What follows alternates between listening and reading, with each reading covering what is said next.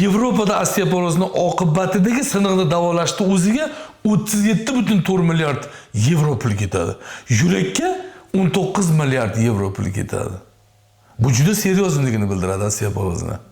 Suyak murtlashishi, yana osteoporozni eng jiddiy oqibatlaridan biri suyaklarni tez sinuvchan bo'lib qolishidir. Bu bemorlarni uzoq vaqt og'riq bilan qiynalib yashashiga, to'shakda uzoq vaqt mixlanib qolishiga, oila va jamiyatda katta iqtisodiy sarf xarajatlarini oshishiga sabab bo'ladi. Bu holatlarni oldini olish mumkinmi? Albatta mumkin. Hammasini pastda batafsil tushuntirib o'taman. Assalomu alaykum, kanalimizga xush kelibsiz. Bizga ma'lumki, osteoporoz, ya'ni suyaklarning murtlashishi, bu suyak skelet sistemasini surunkali avj olib boruvchi kasalligi hisoblanadi. Bunda suyaklarning mikroarxitektonikasi buziladi, suyak murtlashadi va erta sinish xavfi oshadi. Tanani barcha bo'g'imlarida doimiy og'riqlarga sabab bo'ladigan jarayon hisoblanadi. Jahon Sog'liqni saqlash tashkiloti va Xalqaro osteoporoz jamiyatini 2025-yildagi Rim konferensiyasidagi bergan ma'lumotga ko'ra, bugungi kunda dunyo mamlakatlarida 500 milliondan ortiq insonlar osteoporoz tashxisi bilan istiqomat qilmoqdalar. Shulardan 13,5 million insonda har yili osteoporoz oqibatidagi suyaklarni sinishi holatlari kuzatiladi. Osteoporoz oqibatidagi patologik siniqlar har yili mamlakatlar orasida tibbiy xarajatlarning ko'payishiga sabab bo'lmoqda.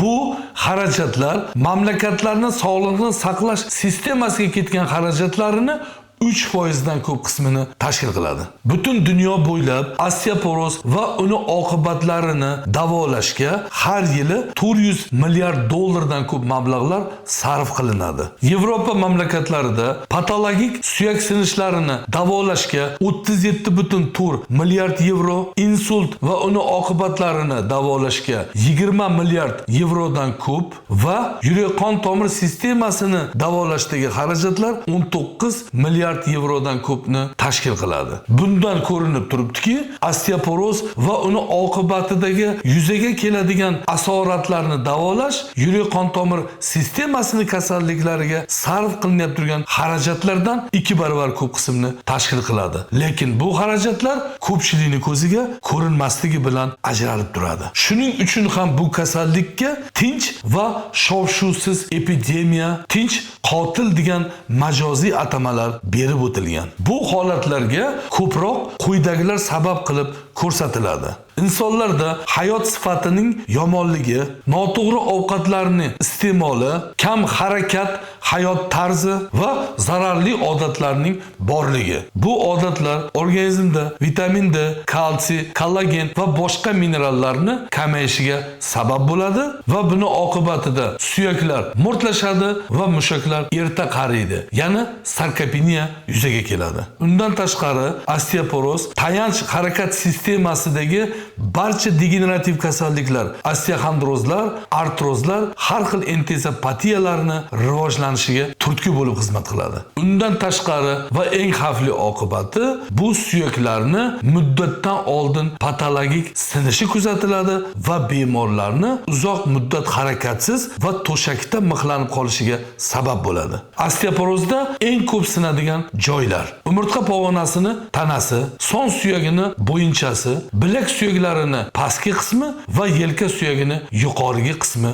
Inson kelajakda yuqoridagi salbiy holatlarga tushmasligi uchun nima qilish kerak? Avvalo, organizmda kalsiy balansini normada olib yurish kerak. Buning uchun kalsiyga boy oziq-ovqatlarni iste'molini ko'paytirish, sut va qatiq mahsulotlari, dengiz va baliq mahsulotlari, ko'katlar, sabzavotlar, yong'oq, bodom, kunjut, oshqovoq va chiya urug'ini iste'moli, dukakli mevalar, loviya, mosh no'xat, vitamin D va oqsilga boy mahsulotlarni iste'mol qilish. Kattalarda har 1 kilogramm vaznga 1-1,2 gram oqsil iste'moli. Quyosh nuridagi sayr, baliq mahsulotlari, tuxum va sut mahsulotlarini iste'moli, qo'ziqorin, mol go'shti, don mahsulotlari, har xil protein manbalarining iste'moli, kollagen va mikroelementlarga boy oziq-ovqatlarni iste'mol qilish. Buning uchun vitamin C, K, magniy, ruhga boy oziq-ovqatlarni iste'mol qilish. Bu mahsulotlar kollagen hosil bo'lishini kuchaytiradi.